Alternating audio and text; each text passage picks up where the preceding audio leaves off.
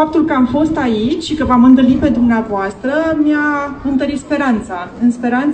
Speranța că în România există un viitor bun, frumos, există perspectivă în materie de creație artistică și nu pot decât să vă asigur de implicarea mea și a domnului ministru al culturii și al guvernului de care fac parte totală.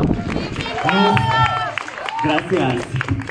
Nu foarte de mult, Marsha P. Johnson, și dacă nu știți cine e Marsha P. Johnson, you better fucking Google her. This amazing goddess, this trans activist who died. She said,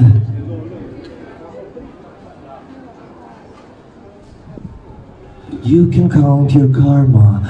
Așa că noi am trecut la fapte, am virat 2 milioane de lei, nu e o sumă foarte mare, dar e un început bun, aproximativ 400.000 am virat acești bani în conturile, din contul Ministerului în conturile Muzeului Național de Artă Contemporană pentru a se achiziționa artă contemporană de la artiști în viață, de la artiști români. Pentru că trebuie să-i mai prețuim și cât trăiesc, nu să-i prea slăvim numai după ce mor.